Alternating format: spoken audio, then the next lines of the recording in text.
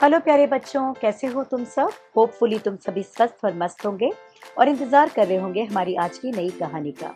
तो बिना देर करे शुरू करते हैं आज की कहानी। हमारी आज की कहानी है एक प्यारी सी चिड़िया की और दो पेड़ों की। ये दोनों पेड़ नदी के किनारे उगे हुए थे और ये दोनों ही घने थे, फलदार थे, फूलदार थे। और एक चिड़िया जो अक्सर इन पेड़ों पर बैठा करती थी, प्यारे प्यारे आवाज में गीत गाया करती थी, वो भी इनकी फ्रेंड थी। तो एक बार की बात है, धीरे धीरे वक्त आगे बढ़ा, ये पेड़ बड़े होने लग गए, ये छोटी सी चिड़िया भी बड़ी होने लग गई।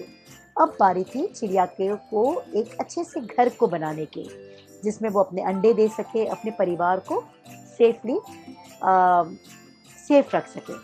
तो वो सबसे पहले नदी के किनारे उगे हुए एक पेड़ के पास गई और उसने कहा कि पेड़, तुम तो मेरे दोस्त हो, क्या मैं तुम्हारी टहनियों पे अपना घोंसला बना सकती हूँ, जिसमें मैं प्यार से अपने छोटे छोटे अंडे दूंगी, अंडे में से बेबीज निकलेंगे, मेरी फैमिली बनेगी।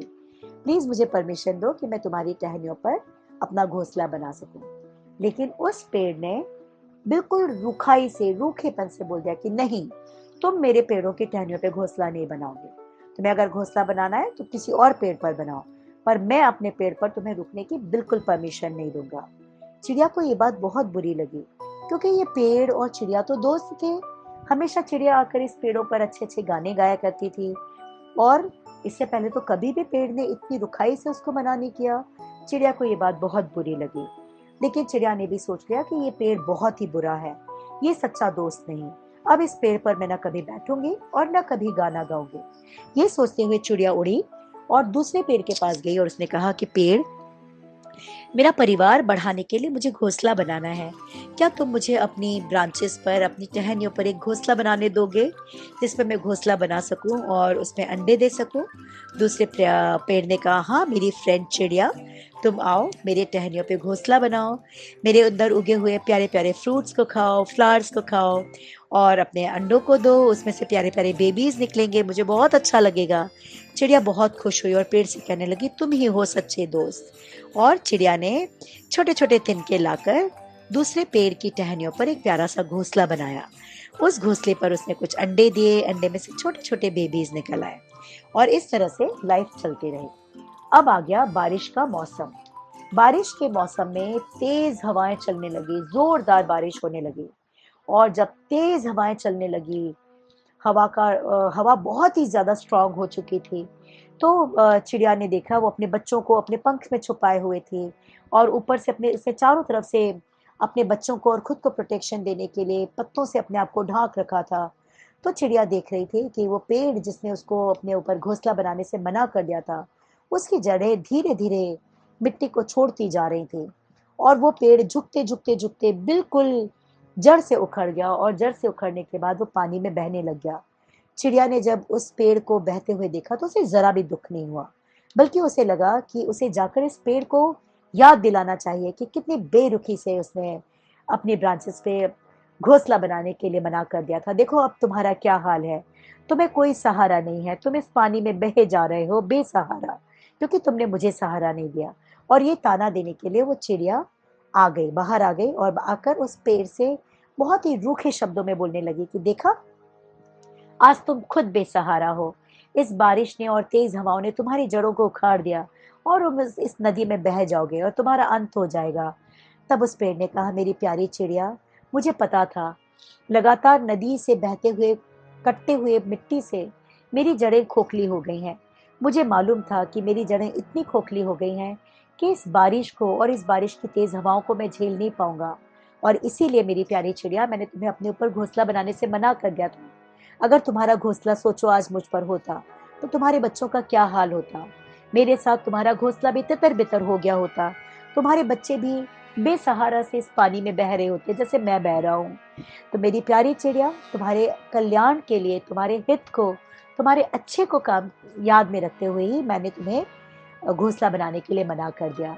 अब चिड़िया को सारी बातें समझ में आ गई और अब चिड़िया को बहुत पछतावा हुआ कि उसने इस पेड़ के दिल की बात समझी ही नहीं और वो इतनी रूखी हो गई, इतनी रूड हो गई कि उसने इस पेड़ से बोलना, बातें करना, इस पर बैठना, इससे मिलना-जुलना सब बंद कर दिया।